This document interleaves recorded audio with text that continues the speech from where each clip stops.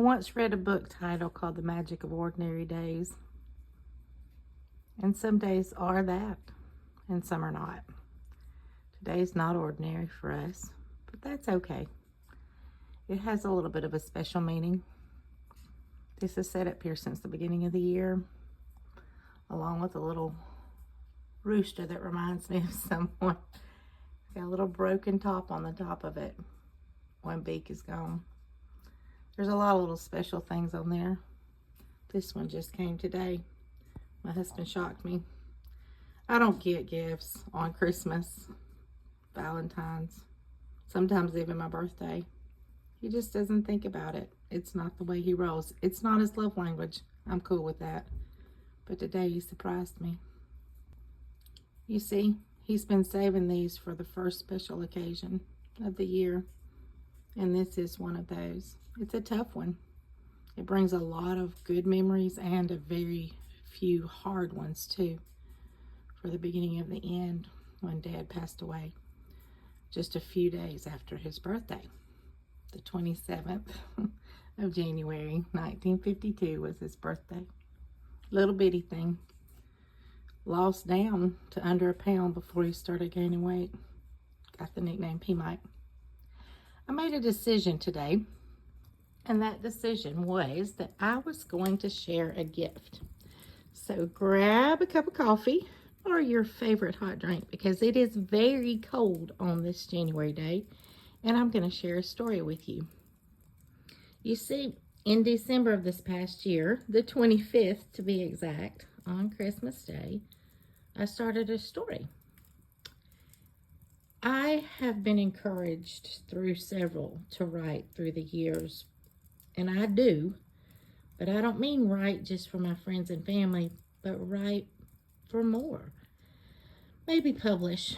And I've really given it a lot of consideration. And one thing I decided early on this year was that I was going to do just that. And I prayed and I asked the Lord to show me, because I have a lot of thoughts in my head about things that I could say. But one particular thing really touches my heart the most, and that is bears. So I'm going to introduce you, not with the original story, because that one's saved. Only one person has heard that one. That was her gift, Christmas Day. But this was the second excerpt that was written. And it'll give you enough insight to two bears that I'll introduce you to today. Now, this is not them. This is my little fellow that sits with me to remind me of just how much I love a bear. He stays with me at my work table. Dad was really amazing at allowing and even encouraging our imagination when we were younger. And for that, I am very much grateful. So I'm going to read you an excerpt called The Broken Bear. And I'm going to dedicate it to Dad today. Happy birthday. Happy 74th birthday, Dad, in heaven. Pull up a chair, and here we go. This chapter is called The Broken Bear. On a day in a place not far from your own hometown, a bear sat quiet and a bit forlorn. His name was Boyd, and he was a long ago bear that had seen many scenes from The Broken Bear. One day, in a place not far from your own hometown, a bear sat quiet and a bit forlorn. His name was Boyd, and he was a long ago bear that had seen many scenes come and go from an old train car where he had mistakenly been left behind. On this incredibly bright winter day, he was staring out what had become his favorite afternoon napping spot. The weather was warm, as long as the sun was shining into the large open door.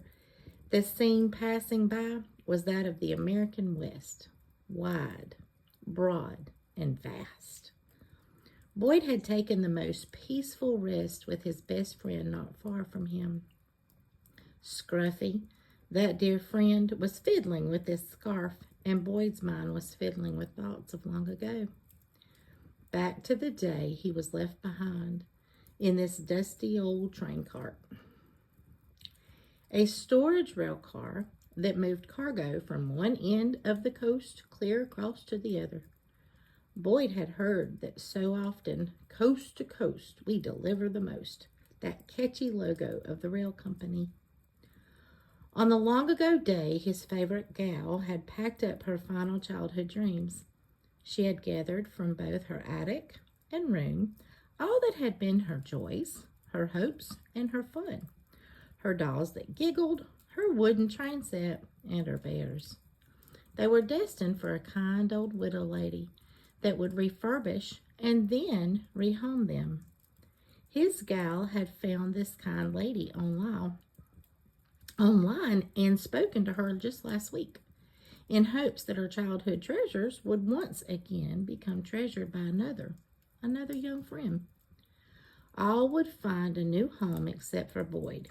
You see, in exchange for all the animals and dolls, the lady had readily agreed to repair Boyd's tattered left arm, and he would then be returned to his gal and be whisked off to college with her for the next semester.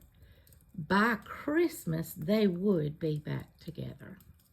But alas, on that day of shipping, the container had been thrust against a sharp pole, and before 2 shakes, Boyd was tumbling out of the hole that had formed in the box and lay helpless on the dusty floor of the train car. He was later hidden by more boxes that were added at the next stop. And if as Cotton could